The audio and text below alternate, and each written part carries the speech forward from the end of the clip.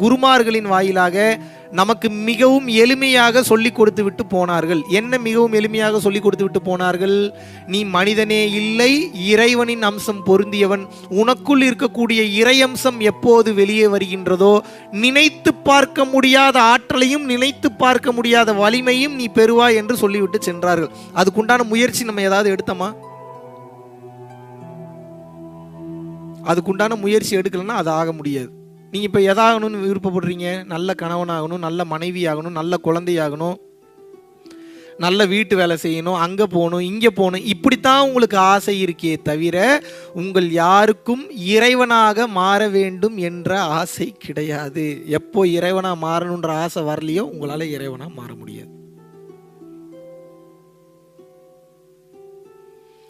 நான் என்ன சொல்கிறேன் அப்படின்னா, இப்போ உங்களை காடி வாங்க வேணான்னு சொன்னேன்னா 10 காடி கூட வாங்கிக்கங்க, உங்களை வேணான்னு சொல்ல. வீடு வாங்க வேணான்னு சொல்லனா வாங்கிக்கங்க. 1 வேணுன்னா 1 வச்சுக்கோங்க, 2 வேணுன்னா 2 வச்சுக்கோங்க, 10 வேணுன்னா 10 வச்சுக்கோங்க. உங்களை கல்யாணம் பண்ண வேணான்னு சொன்னேன்னா, குழந்தை குட்டி பெற்றுக்க வேணான்னு சொன்னேன்னா, நான் என்ன சொல்கிறேன், கல்யாணம் 1 மட்டும் பண்ணிக்கோங்க.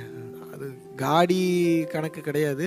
கல்யாணம் 1 கல்யாணம் பண்ணிக்கோங்க. குழந்தை எத்தனை குழந்தை வேணாலும் பெற்றுக்குங்க. அது நீங்கள் வளர்க்கக்கூடிய உங்களோட திறமையை பொறுத்தது. இப்போ என்னுடைய கேள்வி என்னென்னா, இத்தனை பண்ணிட்டீங்கல்ல, எதுலையாவது திருப்தி கிடைச்சதா உங்களுக்கு?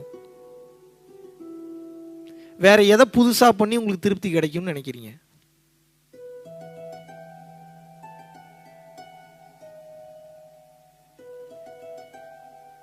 இனிமேலும் கிடைக்காது. ஏன் கிடைக்காது?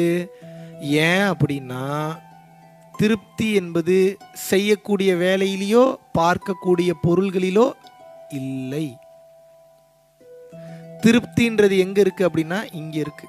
இங்க இருக்குன்னா என்ன அர்த்தம்? நான் உணரணும். ஒரு செயலை செய்யும்போது இது எனக்கு திருப்தியா இருக்கு நான் உணர்ந்தாதான் பிடிப்புகளிலிருந்து என்னால் வெளியே வர முடியும். எப்போ பிடிப்புகளிலிருந்து வெளியே வர்றனோ அப்போதான் மனம் ஆனந்த நிலைக்கு போகும். ஒரு பொருளை பயன்படுத்தினாதான், ஒரு வேலையை செஞ்சாதான், ஒரு ஆக்டிவிட்டியை செஞ்சாதான் நான் அந்த ஆனந்தத்துக்கு போக முடியும்னு நினைக்கிறீங்க. மிகவும் தவறான கூற்று. அப்படி நினைக்காதீங்க. காரணம் என்ன அப்படின்னா, அந்த பொருள் மூலியமாக எந்த பொருளா இருந்தாலும் சரி உங்களுக்கு ஆனந்தம் கிடைக்கவே கிடைக்காது. ஆனந்தம்ன்றது என்ன அப்படின்னா திருப்தி அல்லது நிறைவுன்னு அர்த்தம். வேகமா உங்க மனம் ஓடுச்சுன்னா ஸ்ட்ரெஸ் டிப்ரெஷன்லயே இருப்பீங்க, சீக்கிரம் செத்துருவீங்க. நீங்கள் அடைய வேண்டிய மிகப்பெரிய சொத்து என்னன்னா மன அமைதி.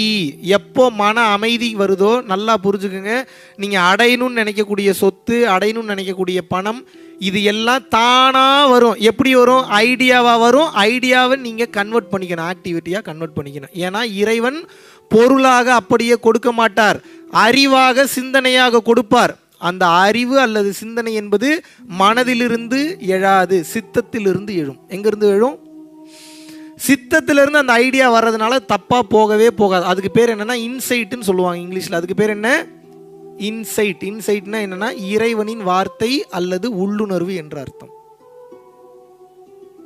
உள்ளுணர்வையும் மனதினுடைய வார்த்தை எப்படிங்க தனித்தனியா கண்டுபிடிக்கிறது? மனசு ஒன்னவே சொல்லிக்கிட்டே இருக்கும். உள்ளுணர்வு ஒரு டைம் தான் சொல்லும், மேக்சிமம் 2 டைம் சொல்லும், அதுக்கு மேலே சொல்லாது. அதனால அதுக்கு பேர் இறை. புரிஞ்சுதா நான் சொன்னது? அப்போ நீங்க என்ன பண்ணணும்னா, வாழும் போதே இந்த இறை உணர்விலிருந்து நீங்கள் செயல்பட வேண்டும். எப்போது இறை உணர்விற்கு நீங்க வருவீங்க? எப்போ இறை உணர்வுக்கு வருவீங்கன்னா, இறைவனின் பாதையான ஆன்மீகத்தில் எப்போ பயணம் பண்ண ஆரம்பிக்கிறீங்களோ அப்போதான் வேகம் குறையும், ஸ்ட்ரெஸ்ஸு கம்மியாகும், டிப்ரெஷன் கம்மியாகும், மன அமைதி வரும், ஆனந்தம் வரும், ஹாப்பினஸ் வரும், டேக் கேர் பண்ணிப்பீங்க, எல்லாரையும் சந்தோஷமாக பார்த்துப்பீங்க, நீங்களும் நல்லா இருப்பீங்க, கர்மாவாளியும் பிறவி இல்லாத நிலைக்கு போவீங்க. அப்படி இல்லாட்டினா அடுத்த பிறவி மிகவும் கொடூரமாக இருக்கும். திருமூலர் இதை எப்படி சொல்றார் அப்படின்னா, பாவம் நீ அதிகமாக செய்தாய் என்றால் மலத்தில் ஊறும் புழுவாக பிறப்பாயின்னு எழுதியிருக்கிறார். திருமூலர் என்ன சொல்றாரு? பாவம் நீ அதிகமாக செய்தாய் என்றால் மலத்தில் ஊறும் புழுவாக பிறப்பாயின்னு திருமந்திரத்தில் எழுதியிருக்கிறார். திருமூலருக்கு மேல நம்ம பெரிய அறிவாளியா? வள்ளலாருக்கு மேல நம்ம பெரிய அறிவாளியா? யோசிச்சு பாருங்க. அப்ப என்ன செய்யணும்? இதுக்கப்புறம் புண்ணிய செயல்களை அதிகமாக செய்ய வேண்டும். புண்ணிய செயல்களை அதிகமாக செய்யும் போது அந்த புண்ணியத்திற்கு நான் தான் காரணம், என் உழைப்பில் நடந்தது, நான் தான் பண்ணேன், என் ஐடியா, இப்படி எதுக்குமே ஏன், என்னால், என்னை, எனக்கு, இப்படி சுயநலம் சார்ந்து திமுறா பெருமை பீத்திக்கிட்டீங்க, பெருமை அடிச்சுக்கிட்டீங்க அப்படின்னா அந்த புண்ணியம் மொத்தமும் உங்களை பிடிச்சிக்கும். அந்த புண்ணியம் மொத்தமும் எப்போ உங்களை பிடிச்சிக்குதோ தெளிவாக புரிஞ்சுக்கோங்க, அதை அனுபவிப்பதற்காக மீண்டும் அடுத்த பிறவி எடுக்கணும். புரியுதா? பாவம் அதிகமாக செஞ்சால் அடுத்த பிறவி எடுக்கலாம், ஒரு நியாய தர்மம் இருக்குது. சரி, பாவத்தை அனுபவிக்கிறக்கா. புண்ணியம் அதிகமாக செஞ்சால் நான் ஏன்டா அடுத்த பிறவி எடுக்கணும்? நல்ல ஒரு ராஜாவுக்கு, இங்கே இருக்கக்கூடிய ஒரு சுல்தானுக்கு மகனாக பிறப்பீங்க, இல்லை பெரிய கோடீஸ்வரனுக்கு மகனாக பிறப்பீங்க. ஏன்? அந்த சகல சுகங்களையும் சகல சந்தோஷத்தையும் அனுபவிக்கிறக்காக பிறப்பீங்க. ஏன்னா அத்தனை புண்ணியம் பண்ணியிருக்கீங்க. அப்போ யார் அடுத்த பிறவி எடுக்க மாட்டாங்க? பாவமும் ஜீரோவில் இருந்து புண்ணியமும் ஜீரோவில் யாரெல்லாம் வச்சுருக்கீங்களோ, கர்மா பேலன்ஸ் ஷீட்டை யார் கரெக்டாக மெயின்டைன் பண்ணுறீங்களோ அவர்களுக்கு அடுத்த பிறவி கிடையாது. யார் பாவம் புண்ணியம் வளர்த்துக்கிட்டே போறீங்களோ அடுத்த பிறவி மிகவும் கொடூரமான பிறவியாக இருக்கும். எத்தனை பேத்துக்கு புரியுதா நான் சொன்னது? கிளியரா இருக்குல்ல? இனிமேல் எப்படி வேலை செய்யணும்? நிறைய புண்ணியம் பண்ணணும், பிற உயிர்களின் நலன் கருதி வாழணும். இப்படி வாழ்ந்தீங்கன்னா என்ன ஆகும்னா, நல்லா கவனிங்க, எந்த பயிற்சியும் பண்ண வேணாம், உட்கார்ந்து மெடிடேஷன் கூட பண்ண வேணாம். கருணை தான் இருக்கிறதுலே பெரிய தவம். கருணை தான் இருக்கிறதுலையே பெரிய தவம். சயின்டிஃபிக்காக இந்த அனாட்டமியாக என்ன நடக்குதுன்னு சொல்கிறேன். கருணையாக இருந்தீங்கன்னா என்ன நடக்குதுன்னு சொல்கிறேன் கேளுங்க. இப்போ மூச்சை இழுத்து விடுறீங்க, இல்லை ஃபோக்கஸ் பண்ணுறீங்கன்னா கூட மூச்சு கொஞ்சம் கொஞ்சமாக திரும்பும். இது டூல் மூலிமா உங்கள் மைண்டை வந்து சரி பண்ணுறீங்க. மெடிடேஷன்ற டூல் மூலிமா உங்களது ஆன்மாவை பார்க்குறீங்க. இது ஒரு வகை. இன்னொரு வகை இருக்குது, இன்னும் ஈஸியஸ்ட் வே. நீங்கள் மெடிடேஷனே பண்ணலனாலும் பரவாயில்ல, வெளிப்படையாக சொல்கிறேன், நீங்கள் மெடிடேஷனே பண்ணலனாலும் பரவாயில்ல. ஒரு உயிர் கஷ்டப்படும் போது ஐயோ இந்த உயிருக்கு இப்படி ஒரு நிலைமையாக எடுத்தோன்னே வராது. ஏன்னா நீங்கள் அப்படிப்பட்ட கேரக்டரே இல்லை. முதல்ல நடிக்கவாது ஆரம்பிக்கணும். Fake it until you make it. முதல்ல நடிக்க ஆரம்பிக்கணும். நடிக்க ஆரம்பிச்சிங்கன்னா தான் அது வரும், இல்லைனா வராது.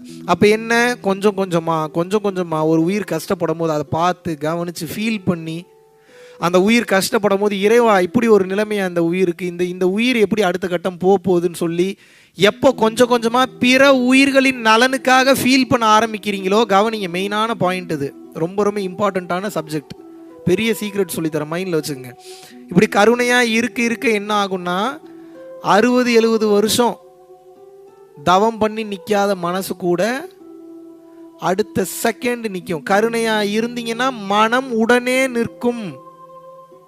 எப்படி நான் நம்புறது? மனம் வேலை செஞ்சதுன்னா அறிவு வேலை செய்யுதுன்னு அர்த்தம். இன்னொரு உயிர் கஷ்டப்படும் போது அதை பார்க்கும்போது ஏன் உங்கள் கண்களில் கண்ணீர் வருது? ஏன் வருது? அந்த அன்பு, அந்த கருணை, அந்த பாசம், அந்த நேசம், அந்த உயிர் படக்கூடிய கஷ்டம், அந்த உயிர் படக்கூடிய துன்பம், இதை பார்த்து பார்த்து உருக இந்த உருக்கத்துக்கு பேர் ஆன்ம உருக்கம்னு அர்த்தம். இந்த உருக்கத்துக்கு பேர் என்ன? இந்த ஆன்ம உருக்கம் நடக்கும்போது என்ன ஆகும்னா, மனம் வேலை செய்யாது, மனம் காணாம போயிடும். எப்போ? நீ அந்த உருக்கத்தில் இருக்கிற வரைக்கும் காணாம போகும். மறுபடியும் உலகம் பெருசுன்னு வரும்போது உருக்கம் கம்மியாகி உருக்கம் காணாம போய் மனம் மறுபடியும் வேலைக்கு வந்துடும். எப்பேற்பட்ட தவம் அப்போ கருணை! 50, 60, 70 வருஷம் உட்கார்ந்தாலும் நிற்காத மனசு அரை வினாடி ஒரு உயிர் கஷ்டப்படுறத பார்த்தீங்கன்னா மனம் நிற்கிது. மனம் நின்றால் கண்ணீர் வருகிறது. அழுதே காரியத்தை சாதிச்சிடலாம். உங்களுக்கு தெரிய மாட்டேங்குது.